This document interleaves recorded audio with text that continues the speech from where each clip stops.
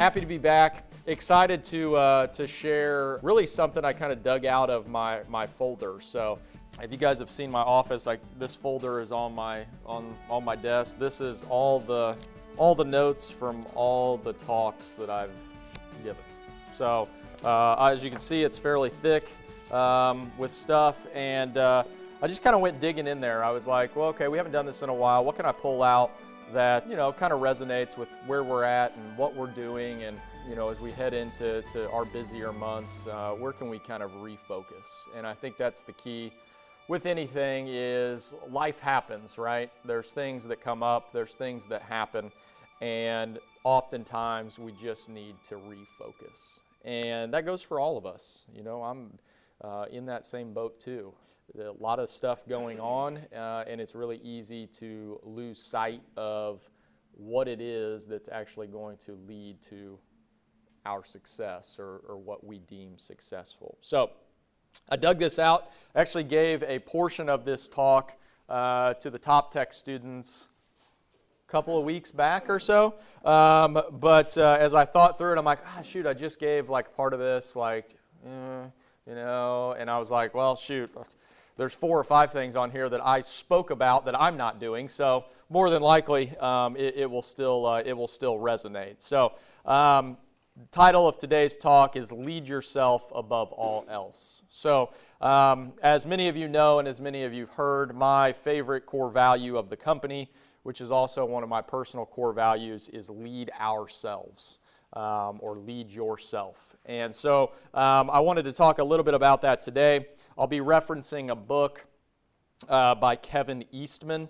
It's called Why the Best Are the Best. One of my favorite books, the way it's broken down, and the way that I'm a big sports fan, so he's a former assistant coach in the NBA, so a lot of sports references, which is good if you like sports. If you don't, it's still good. So anyway, so when we talk about leading ourselves, I often start here because in my mind, this is where everything starts. It's very difficult to lead others if you can't lead yourself, or if you're not focused on leading yourself, but yet focused on telling everybody else what to do.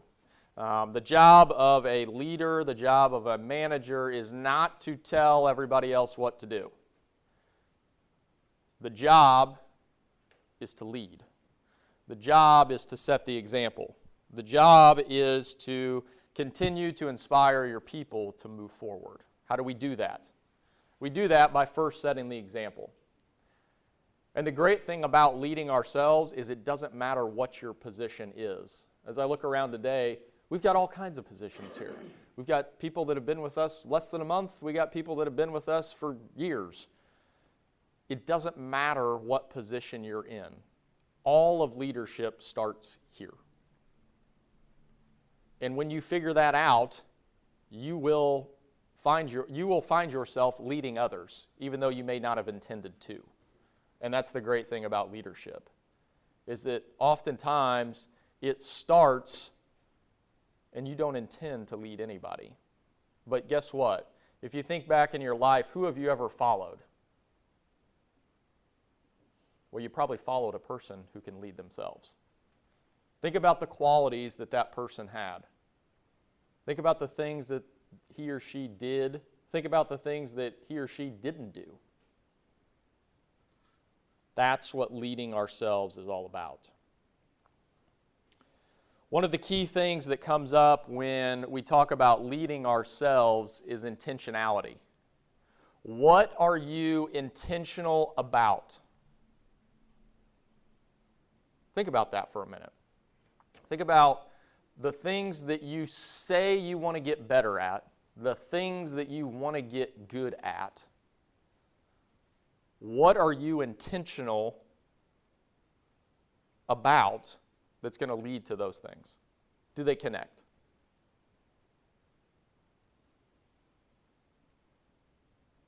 If you want to lose weight, what are you intentional about? What are the things that you're doing right now that would say that you're not intentional about losing weight at all?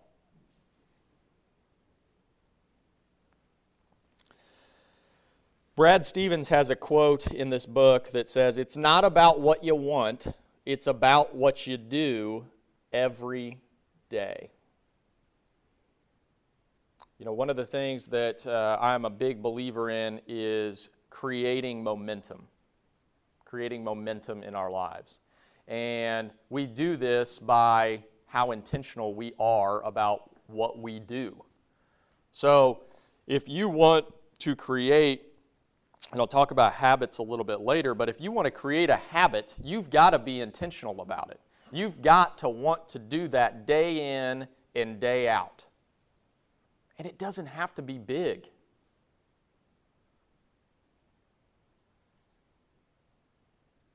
I try to work out every day. Guess what? I don't try to work out for 2 hours a day. I try to work out for 20 minutes. Because guess what I know I can do? 20 minutes.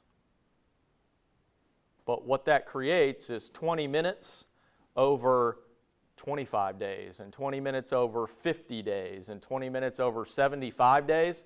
Guess what? I don't see the result on day 3. Sometimes you got to remind yourself of that too.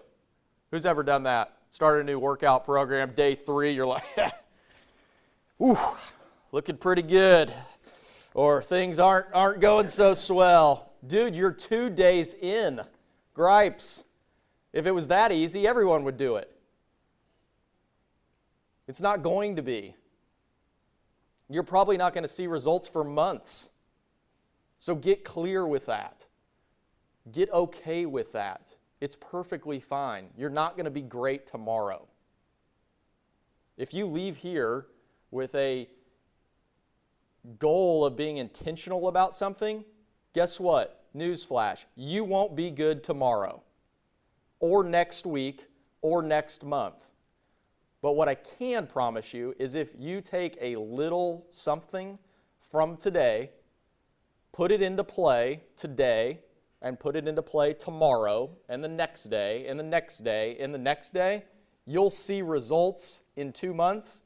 It won't be the result that you want, but you'll be a hell of a lot closer than you were today. That's what being intentional is all about. Success is no accident. How many times have you looked at somebody and like, well, you know, I mean, shoot, they've got all the talent. They've got, you know, they're super tall, or, you know, they're super fast, or, you know, whatever. These are all athletic references. I don't know what being tall in life as it relates to profession does for you, but go along with the example, you know. I've played sports all my life. So I was obviously, you can see, not tall, so I always, you know, looked at that, well, they're tall, so, you know, or they're super fast, or whatever it is. Well, you know, the most successful people in life, a lot of people attribute that to having natural talent, natural ability. But if we look behind what those people did, they worked harder than everybody else. They were intentional about what it was going to take to get to the next level. The really cool thing that I've learned about being intentional is there is no magic formula. That's the cool thing about life, right? There is no, like, secret that's going to unlock where you want to be, the success that you want to have. There is no secret. It's all about being intentional. Because guess what you know how to do? You know how to set a goal, and you know how to get there. Everybody knows how to get there. How do I become the best plumber? How do I become the best HVAC tech? I bet you know how to get there. If I asked you, okay, what are the 10 things that you need to do to be the best? You could rattle them off. But will you be intentional about doing those things every day? That's the difference. Super simple. Great thing about it, it's effort-based. Success in life is effort-based. Intentional effort. Where are you placing your effort? And are you intentional about it? Does it line up with who you want to be? Do you know who you want to be? It's very difficult to be intentional if you don't know where you want to go. You're like intentional about, you're not sure. Well, that's the opposite of intentional. You can't do that. Sorry. So understand where you want to be, and then understand what you need to do to get there. as I talk about some of the best, so I brought this up the other day when I was talking to the top tech students. You know, oftentimes people have favorite teams. You know, you like the Colts or you like the Pacers, or we got a lot of weird ones around here too. Like, how did you start liking them? You know, like, interesting. I always love my favorite is the people who go to like like Colts Jags game and wear like a Vikings jersey. Like, those are my favorite people to watch of all time. Like, did you? Why are you wearing? What's going on here? They just confuse me beyond belief. I've never had the courage to go up and ask them why they wore the Vikings jersey. And then to double on top of that, the best is like wearing the Vikings jersey of Adrian Peterson. Like, man, he don't play there anymore. Like, he's played for 5 other teams after the Vikings, but you're still rocking that. So I dig it. It's good stuff. But the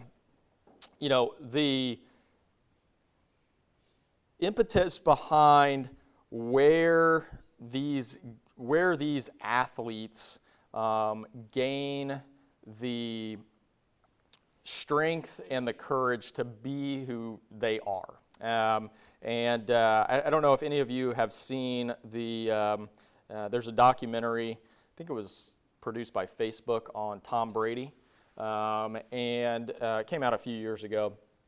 And it shows all of what he does in the off season. So the documentary is based, it starts at the end of his season and carries through up until the beginning of the next season.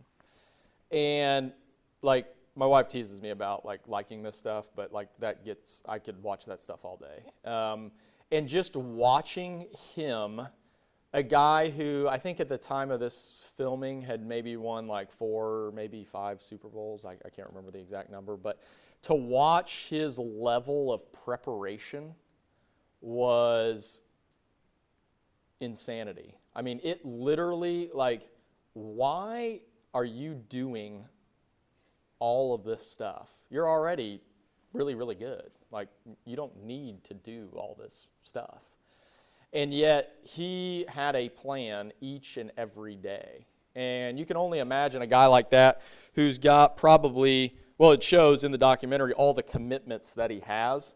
And obviously, being him, it makes it a little bit easier to prepare and to continue to get better. But anytime he went somewhere, he had set up like a high school field, and like all of a sudden, like, receivers appeared like in these like random spots. So like, you know that he got with them and said like, hey, you need to meet me in Southern California. And all of a sudden his receivers would appear in this documentary, and he would be preparing, yet he wasn't anywhere near his home. And just watching this is just like the obsession with preparation. You know, they often talk about Drew Brees and how he prepared so much. A guy that I know here from Indy that actually played with Drew Brees said that he had went down to Saints practice one day and watched, and after the entire team had left, now mind you, Drew is probably the best player on the team, he conducted like an hour-long practice by himself. Like, there wasn't anybody else there going through every single possible play like as if it was happening, but it was just him running around out there, running plays by himself. Like, most people would think, like, someone check him out. Like, that's pure insanity. But his level of preparation was second to none, thus where he is, where a guy like Tom Brady is. And the same can go for athletes, for people in the world like that are in a profession. The best of the best prepare like the best of the best. They prepare, they practice harder than everyone else. They're intentional. You know, as it relates to what we do, we often talk about the agenda card. How many times are you practicing that? You just practice it 4 times a day on the 4 calls that you run?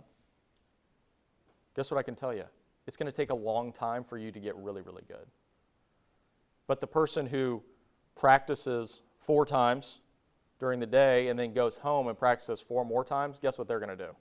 they're going to outperform everybody else. Guess what it takes to do it 4 more times when you get home? Maybe 10 minutes? Maybe? If you got really good at it, maybe 8 out of your life. 8 minutes to get better. But how much are you willing to prepare?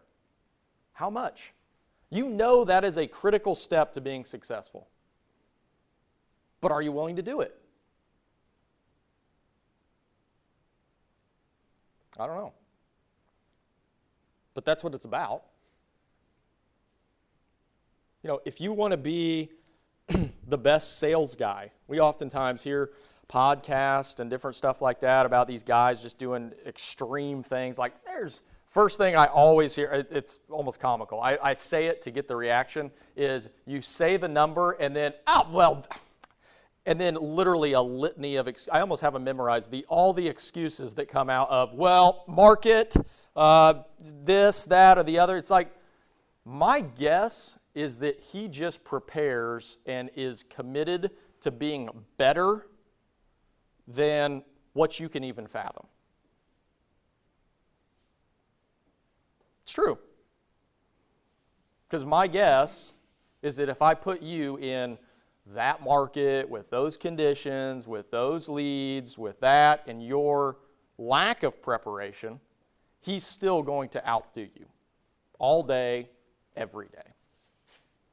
But the great thing about it is you have the choice. If you want to do that, if that is what your definition of success is, you have the ability to do it. But it starts and ends with preparation. What are you willing to do?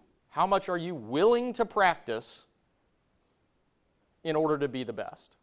If that's what you want to do. There again, not everybody wants to be that, and that's perfectly fine. But there are some people that do. There's some people that want to be the best. But you can't just talk about it.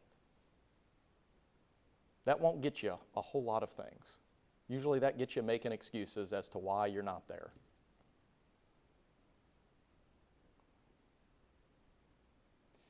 You know, one of the things that I often reflect on is a quote that in high school we always had. Our defensive coordinator, and I played defense, always had a kind of a theme for the year. And my senior year, we were extremely, extremely gifted. I was extremely blessed to play with unbelievable people. And the theme for that year was a quote. I believe it's out of the Bible, but I cannot reference the exact place. But it says, "To whom much is given, much is expected." And,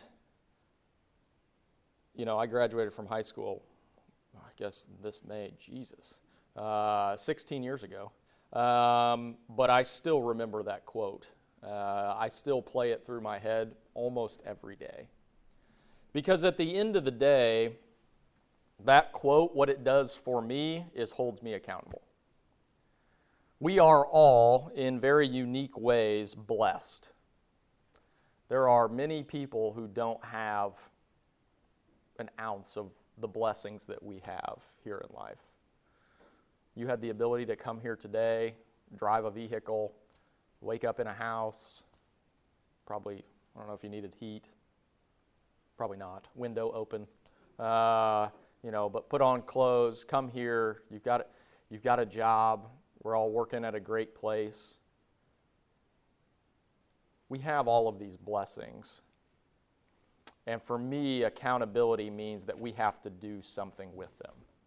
What a shame it would be if we were given so much and took it for granted or wasted it or just kind of coasted. How many people do you think would give the shirt off their back to be sitting in one of these seats? Not because I'm talking, but more so because of what you guys have, what you've been blessed with, the skills that you have.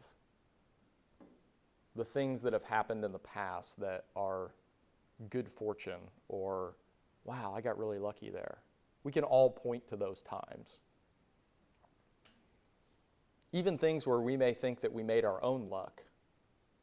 There's probably some outside forces that put us in the right spot at the right time.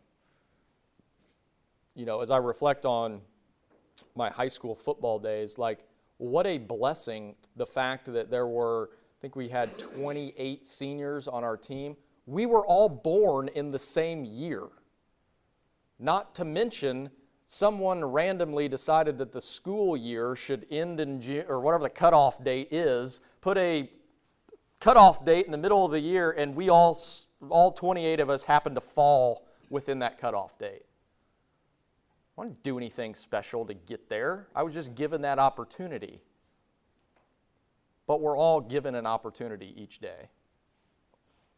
We're all given a customer to make happy. We're all given an opportunity in whatever it is that we do to be at our best.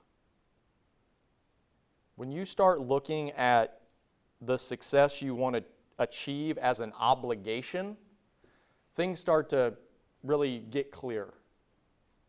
Those of you that are parents probably understand that really well. You know, you have an obligation to set the example. You've got an obligation to chase and set the example for your children.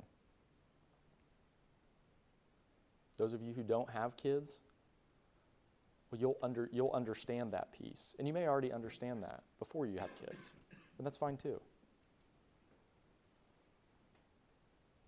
But understanding that you own your results. You own whatever outcomes happen. And there may be things that you're given. There may be things that you're without. But guess what? You have the power to do whatever it is that you want to do. We all do. If we're intentional, we prepare, and we hold ourselves accountable. All three things that I've talked about so far are all, again, effort-based. I'm extremely simple when it comes to this stuff. It's not super difficult.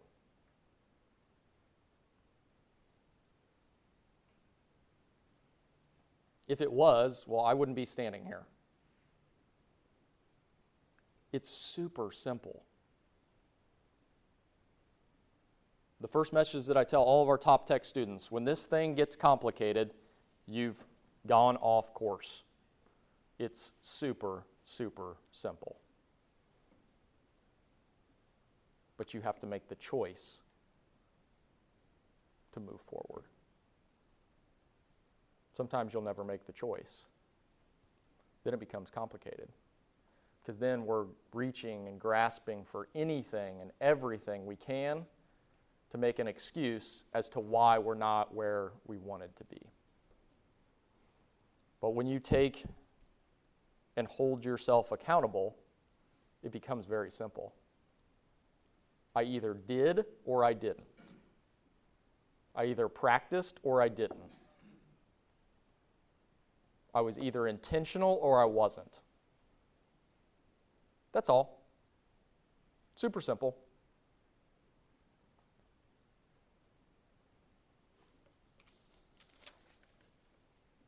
The hard part is being disciplined, right?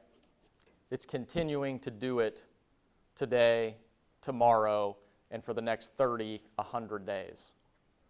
That's the hard part. You guys may leave here today and go, okay, well, I can be intentional about it. Like, I can hold myself accountable. I think I can do this. I can prepare. I'm going to practice today. I'm going to go home after work, and I'm going to practice what I need to get better at. I'm going to do it today. I'm going to get it done today, but then you're going to wake up tomorrow. And then is that going to be still as crystal clear as it was today? And there again, one person, mentor of mine that talked about when I first started this speaking was like, told me, like, you're going to get people that will leave the room and be really, really like jazzed up, like inspired, like, yes, that was awesome, like I'm ready to go. And then a day later, not so much. Well, did you really make an impact? Maybe, maybe not.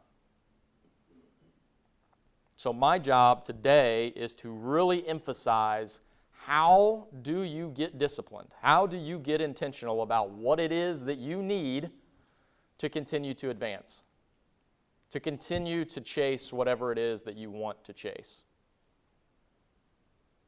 You're not going to do it in the 40 hours that you work each week, 40, 50 hours, whatever you work. You're not going to do it during that time. You're going to do it in everything you do outside of that. That's where you're going to move forward. 40 or 50 hours, you put those in, that's status quo. Kevin quotes in here, hard work is the price of admission. I 100% agree with that.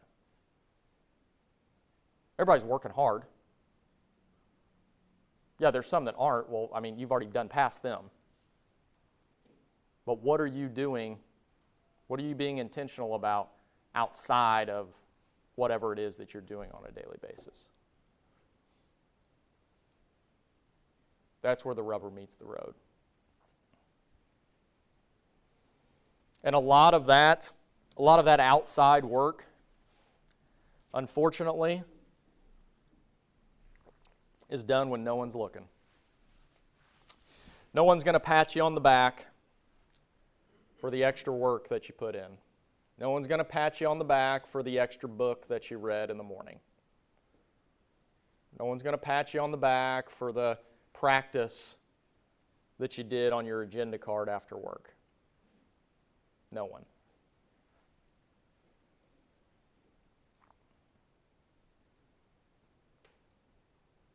I'm going to throw a Bob Knight quote in here just because I can. It's written down here and you can't surpass a Bob Knight quote. Bob Knight says, discipline is doing what needs to be done, when it needs to be done, as well as it can be done, and doing it that way all the time. What are those things that you need to do all the time in your life?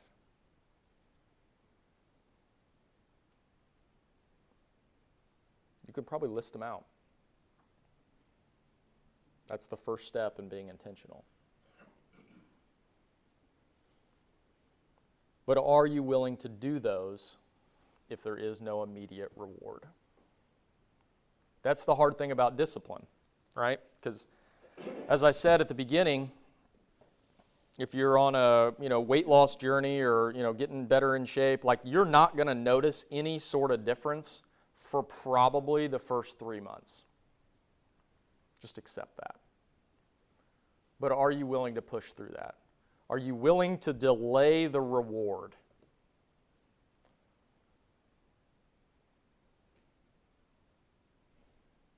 I will tell you from experience that a lot of people will talk about or throw out the quote, success is a journey, not a destination. It's the process of becoming better. It's the process of the chase. What I have learned and am still learning is that creating that momentum, that's where the true power is. Because when you get to a goal, guess what? You're probably going to set another one. Before you get to a goal, you'll probably set another one. Because that momentum, that discipline creates that drive. It's not the end goal. Because if the end goal created that drive, guess what you do? You do what you're supposed to do every single day. It doesn't create that drive. The momentum creates the drive. But you've got to be willing to create it. And unfortunately, momentum is only created without reward. So just understand that. It's not going to be rewarding right then and there. It's not going to be rewarding 2 months from now. The reward is in the momentum. Because that momentum will change your life, will move you in the direction that you want to move into. That's where you're going to find that power.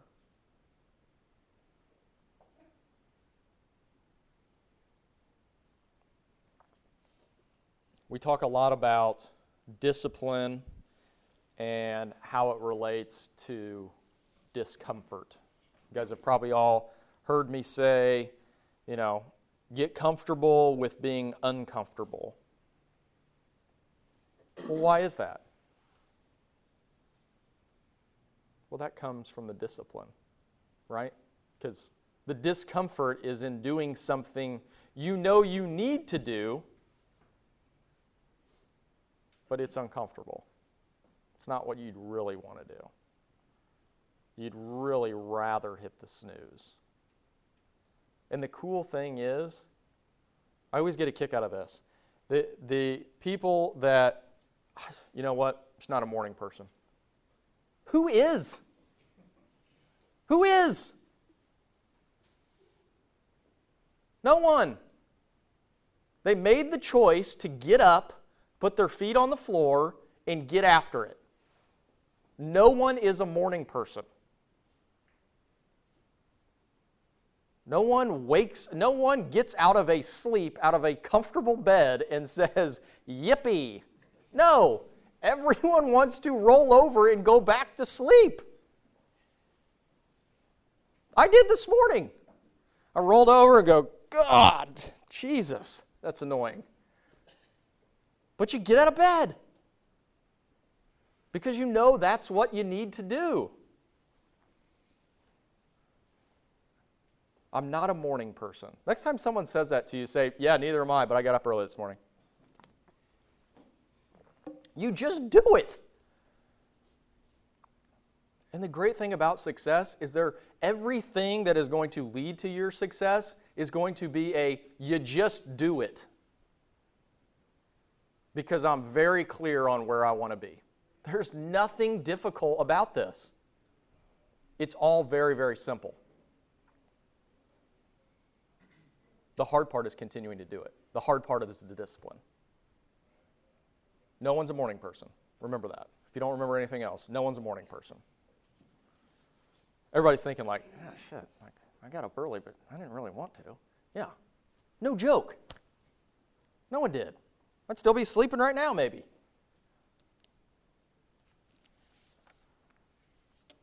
Which leads me to the next one, sacrifice. So why did you get up? Because you valued being here over in your bed. That's it. You just placed a value on your time here over your time sleeping. Now, there's times when you need to sleep. No doubt. I'm not one of those ones that, I run on very little sleep, but yeah, there's times when I need to sleep.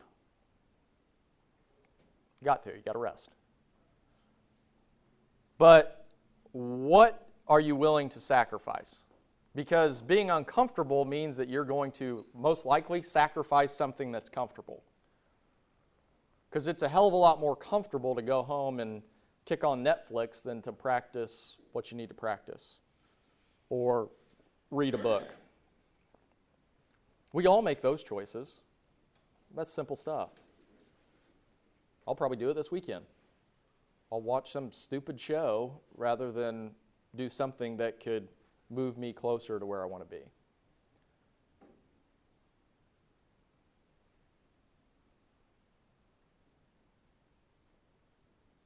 Are we willing to sacrifice the comfort? Because guess where we find a lot of comfort? Excuses. Right? It wasn't our fault. I didn't do it. I didn't screw that up. Must have been someone else. Bad customer. They didn't want to buy. House was crappy. What?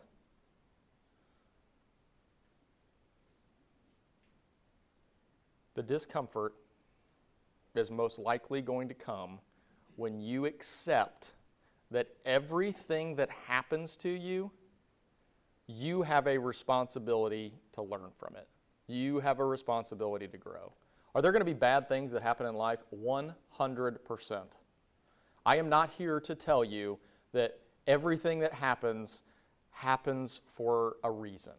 There are some things that they just suck. Like, that wasn't fun. Like, if that would have went a different way, that would have been a hell of a lot better. But what I am here to tell you is that everything that happens to you can be learned from. Good, bad, indifferent. There is always something we can learn from it. But in order to learn,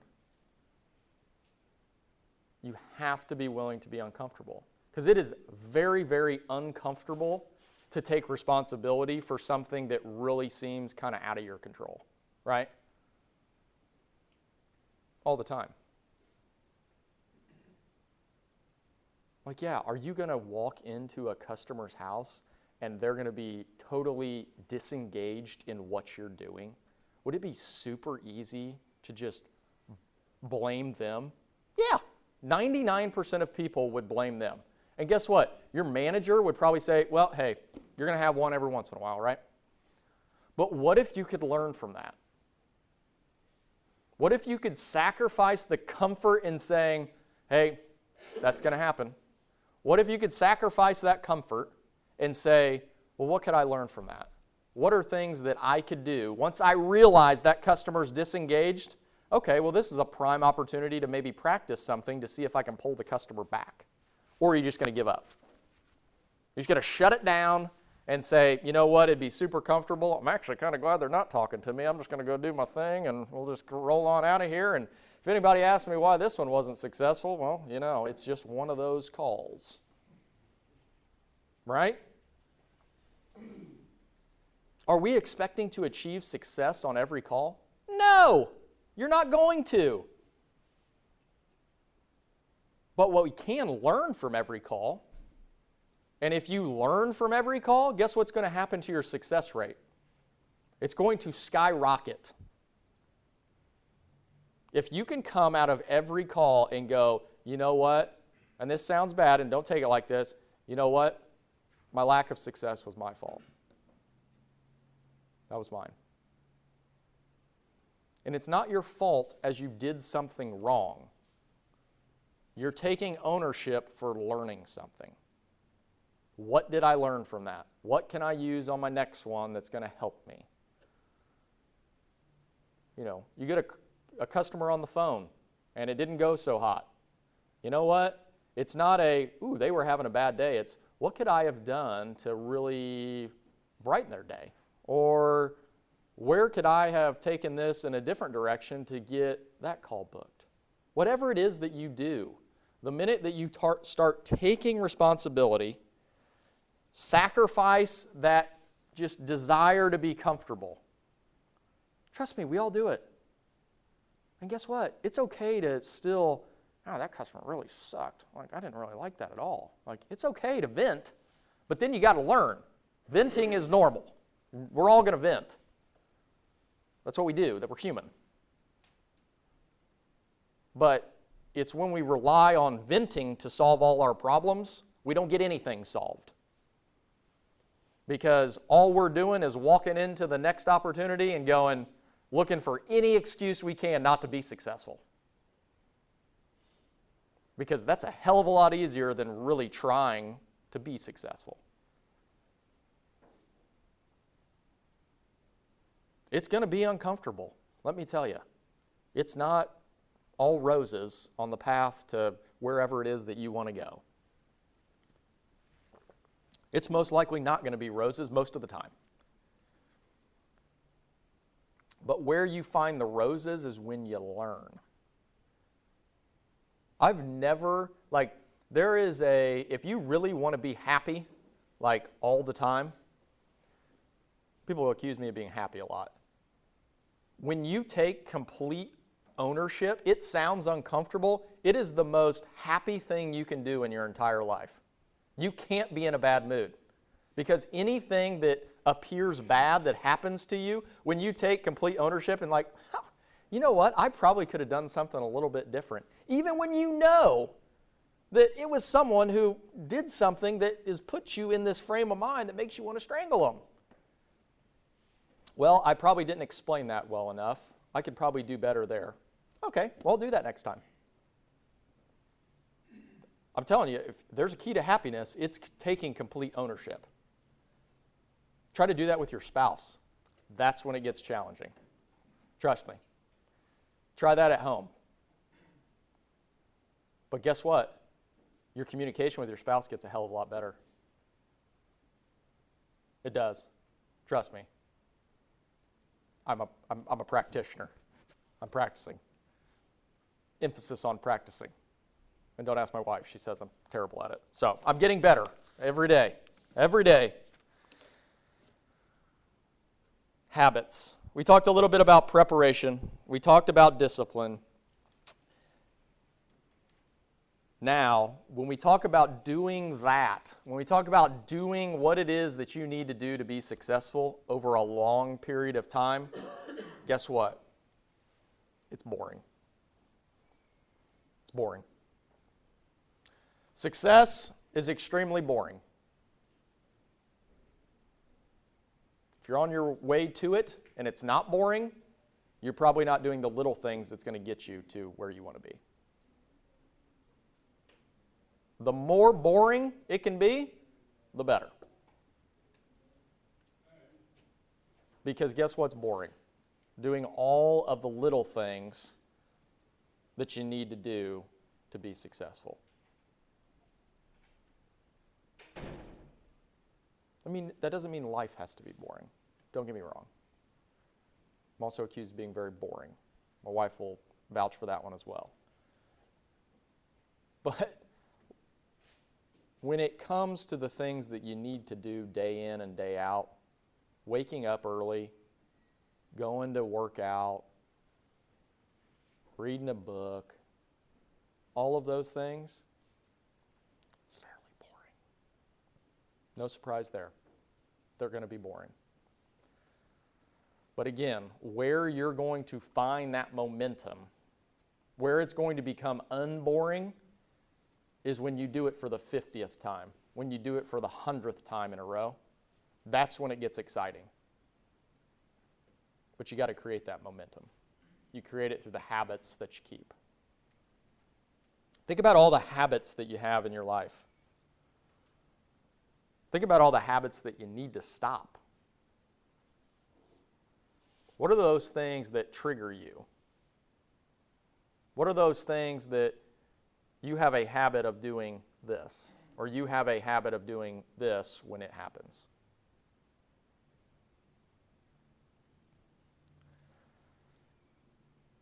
Stopping habits is almost as important as creating them.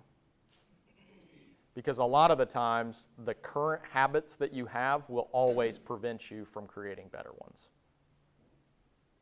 So get crystal clear on what are those things you need to stop doing on a regular basis. And some of this stuff is super, super simple.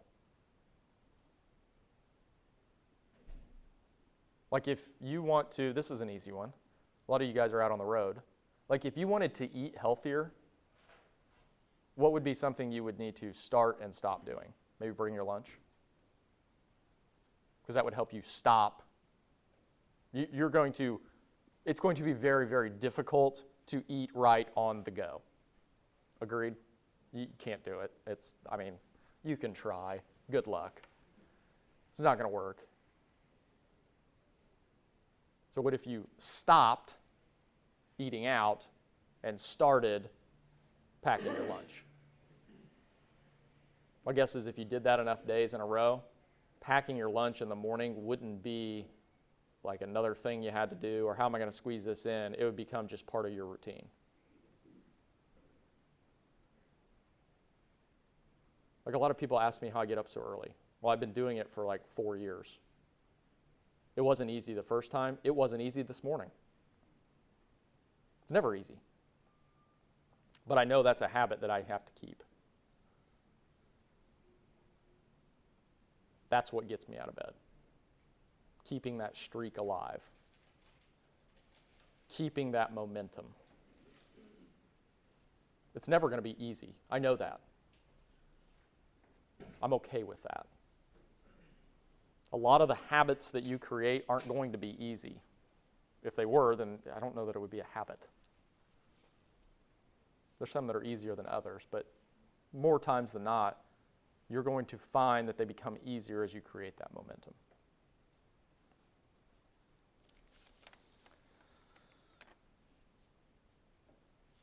The last that I'll talk about is the things that are unrequired.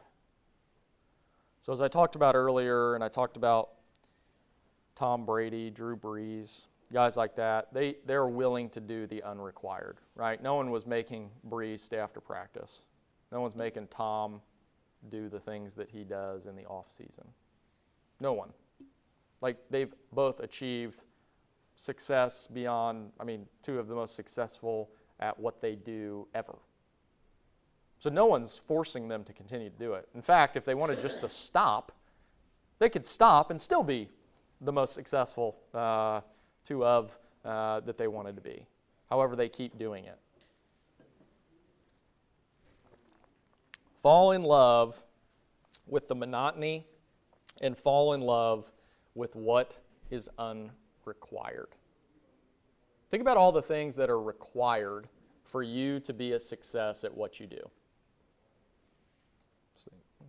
I got to do this, got to do that, got to be at work at this time, got to do this, I'm supposed to do this, got to follow this process, got to follow this procedure. Now think about all the things that are unrequired. You're all doing one right now. This is unrequired. We don't require this. We don't require you to show up. But what I can tell you is that you're learning more than someone who is not doing the unrequired. I'm learning more than someone who isn't doing the unrequired. I learn every time I talk because, as I said earlier, I breeze through these things and go, ooh, not doing that one. Bring that one out. Need to work on that.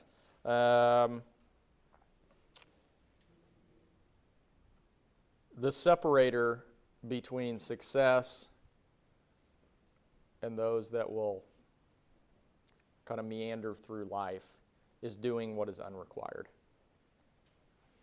I said earlier, you never get ahead just doing the work on a day in, day out basis. Where you're going to gain success is all the things that you do after. All the things that you do before.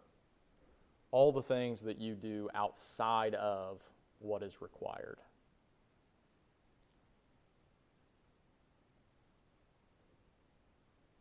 You know, I recommended a book to a guy earlier this week. It's called He Can't Hurt Me by David Goggins. And he has I think it's in the book, I think he says it on a podcast as well, but, he talks about his barometer is, and whatever your belief system is, when he says, when he meets his creator, he imagines that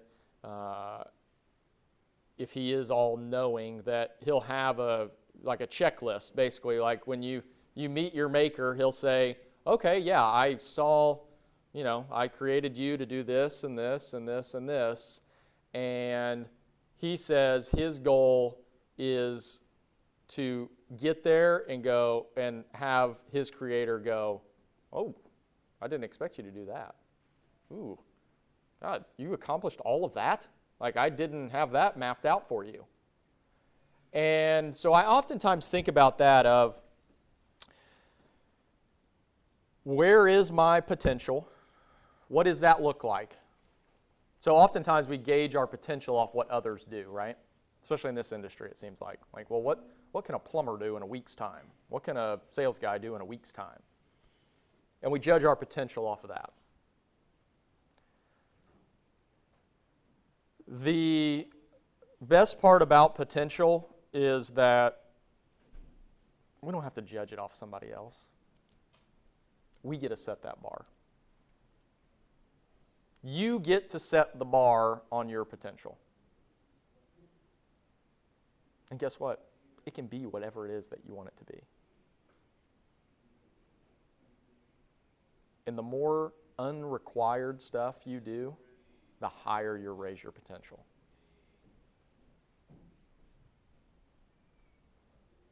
If your job is to talk to this many people on the phone, and you say, you know what, I'm going to talk to 2 more than that. Well, what's that unrequired? Those 2. Guess what your potential is? 2 more than what was required. Guess what you can probably do the next day? 3 and 4, and keep pushing yourself. We all have been in situations like that, where someone said, hey, here's what you need to do, and we did more. Well, what's the difference between what we were required to do and what we actually did? That's all unrequired work. That didn't just happen. So what are you doing that is unrequired? Think about all your requirements. Think about what you could do to go above and beyond. And where will that take you? And the great thing about it is it's just a little bit, right? You're familiar with doing the required. Everyone's pretty good at doing the required work. I mean, it's not like anybody's really slacking off. So I'm doing the required work. So the unrequired is just a little bit, but it's a little bit over a long period of time.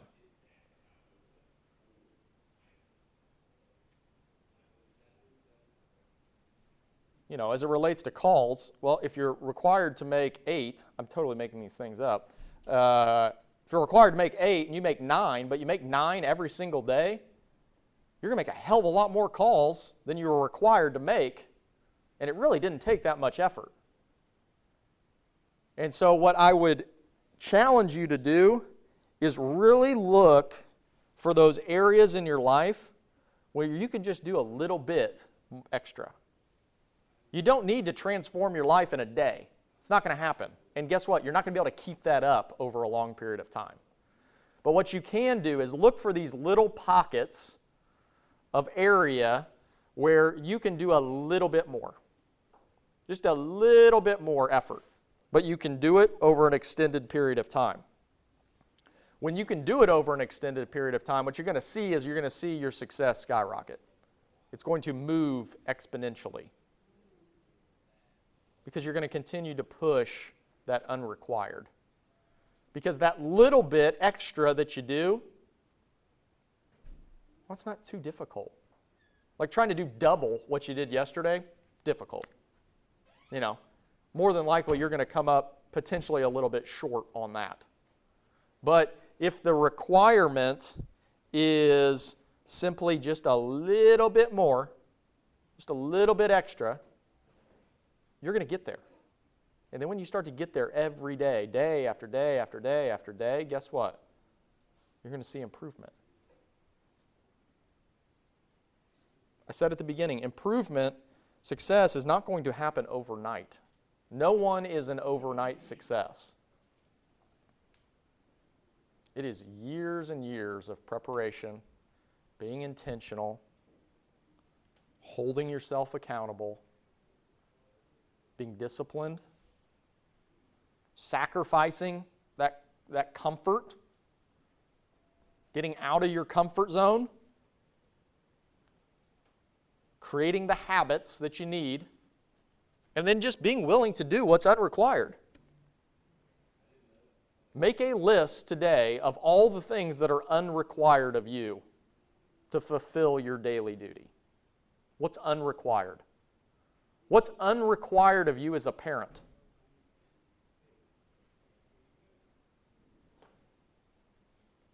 I mean, requirements are keep them alive, change a diaper, pick them up from school. You know, there's a list of requirements. You got to keep it going. But what's unrequired? Is unrequired getting home a little early and playing with them in the backyard? Is it taking them to something fun? Is it sitting down and watching a movie with them? This can go to all parts of your life. And the greatest part about finding that is that you never have to change. You can search for those little pockets of unrequired in everything you do in life. What's unrequired about being a good son or daughter? What's unrequired about being a good brother or sister? All of those things add up. And guess what? They all create momentum. They all challenge us to be more accountable. And when you can do that, you will move that needle. You will move the needle in all parts of your life. And that's what it's all about. It's not about being successful on a service call. It's not about answering the phone or selling another membership or fixing someone's plumbing problem. It's about being a better you tomorrow than you were today. And you can do that in all areas of your life. And when you do that in all areas, man, you'll create some momentum, all right.